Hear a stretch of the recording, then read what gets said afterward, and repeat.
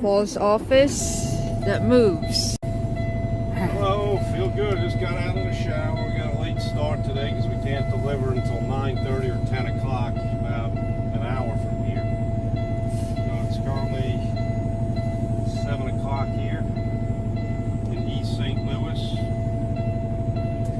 You'll hear that noise. When it gets cold, the air tanks generally drain, so they have to repressurize in the morning on cold days. This is the pressure gauges right here. You can see there's an orange one, which is for the primary tank, and a green one. And once they get up past 60, that'll go off, but really can't move until it's over 100 pounds of pressure. Got a tilt steering wheel, telescoping steering wheel. Got gauges here. It's water temperature, oil pressure, voltage for the battery, brake application. When I hit the brake, it tells me how much pressure I'm putting on. Of course, when that happens, that goes down a little. And that's the air pressure for the air tanks, and that's my diesel exhaust fluid, DEF, and my primary fuel tank. And over here we have oil temperature, turbo boost, my secondary fuel tank, and that's the brakes for my trailer. See, they go up when I hit the brakes. This is my Omnitrax, or I always call it Qualcomm, and this records my time. In the trucking industry, all drivers are subject to the ELD, electronic logging devices, and that's exactly what this is. Here's a summary. Right now I have 31 hours and 33 minutes left, which should give us enough time to make this delivery, go to Knoxville, pick up a car, go up to Marysville, Ohio, drop that car, pick up another car, and then head to Baltimore. These are my climate control devices here. My steering wheel's nice. It's got the cruise control on the steering wheel itself. It also has the controls for my radio, which is a really nice radio. Radio also has gauges on them as well. Touch A lot of it's touch screen, and a lot of these are the same as over here. It has oil temperature, transmission fluid temperature, turbo boost, the torque, my miles per gallon, and the DPF status. And here's the drive axle temperatures, filter, and the fuel filter. Let's see, it's automatic transmission. It does really well. And over here we got lights. This is for the back of the tractor. This is the running lights on the side of the sleeper. This is for the fan. That'll turn the fan on the engine if it starts getting hot, and it doesn't do it by itself. This is for my engine brake. This is the engine brake control. There's 3 levels depending upon how you're braking. This is the lowest level. You got mid-level and then a high-level brake. And this truck could almost stop without using the service brake. That's for doing regens, which I don't usually do. Strobe light, I turn that on, and we got lights on the front of the tractor or the back of the tractor that blink. I usually use those when I'm unloading so people can see that there's a truck that's stopped and requires some attention. These are lights for my tank, my fuel tank. That's a blue one, that's an amber one. This controls my 5th wheel, which is where the trailer connects to the tractor. I could lift that up, or I can lower it. That's where I lower it, and we do that. That came on. I got to check my antifreeze because we're on a slope. Sometimes it doesn't read it properly. And this is my PTO, the power takeoff. That's how I run the hydraulics in the trailer.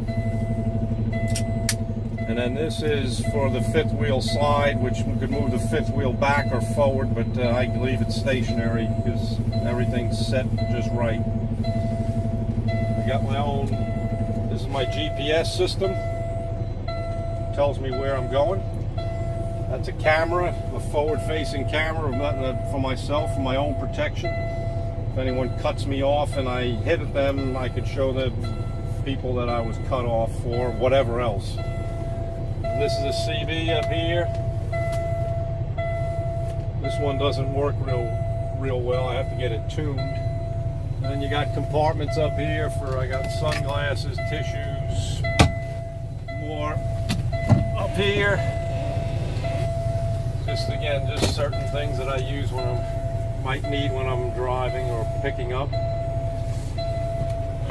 Loading, and then over here is another cabinet, again for storage. That's where we put our bags. That's what we use.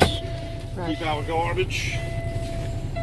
And that's about it. That's basically it. And all my boots, of course.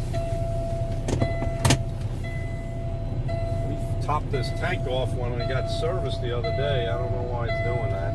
But because the air pressure's up, I'm going to turn this off now. We still have another hour and 15 minutes before we start. So that's the tour of my office. It's a very comfortable office.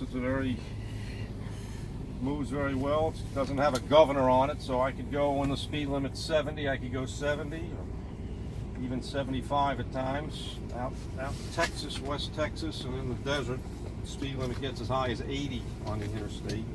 I don't go that fast because my tires are not rated for over 75 miles an hour.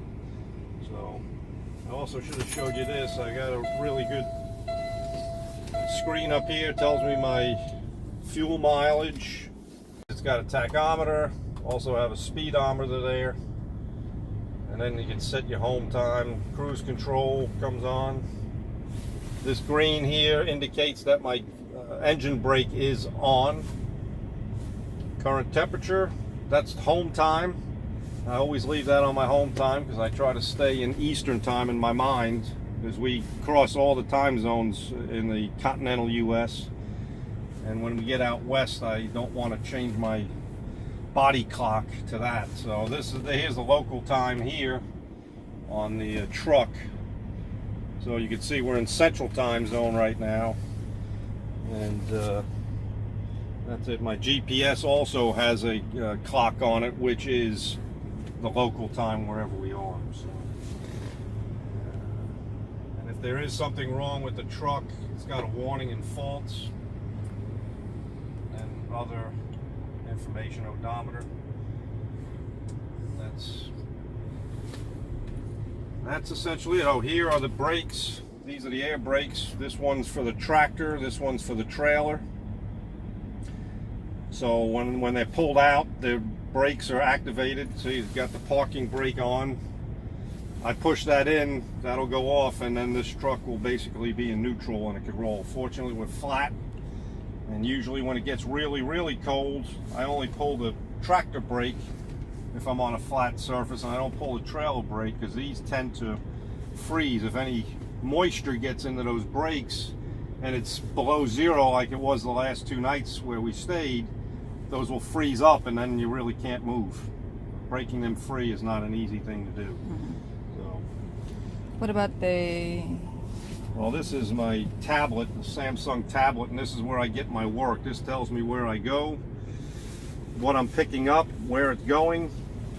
And, you know, sometimes I have sheets when I'm at a terminal, but sometimes they dispatch trips to me and I'm not at a terminal, so I just rely on this. But this basically shows what this is. But when I pick up a car, it goes in here. When I deliver a car, it goes in here, and the customer signs for it on both sides. And you use it to take pictures. And yes, when I pick up cars, I inspect the cars and take pictures of every square inch of it to show what damage there is on before we pick it up, and to make sure that we didn't damage the cars loading and unloading them. So it's a insurance policy for us, and that's what I use that for. Okay, so but that's okay, what you say? Again, repeat the last one you say when you unload cars. And take so when I load or unload cars, it takes time off my 14-hour clock. So sometimes when you have a difficult car, or if you're unloading or loading 6 cars, it might take a couple of hours to do that. So that starts taking away from my drive time. Or if I have to wait for a customer to show up. Let's say I wait a couple of hours for that and it takes 2 hours to load. That's 4 hours. That means I can't drive for 11 hours. So once my clock starts, let's say I start at 8 o'clock today, I can only drive up until 10 o'clock tonight, regardless of how much in the middle, and I can't drive any more than 11. So if we just drive straight through, I could only drive 11 hours. And this 8-hour rest break means I have to take a 30-minute rest break in an 8-hour period. That might not be real easy to understand for people who don't do this regularly, but that's what those clocks are. I have an 8-hour break clock, 11-hour driving clock, a 14-hour day clock, and a 70-hour week clock. Once that gets down to 0, I gotta stop. That's good. All right, thank you.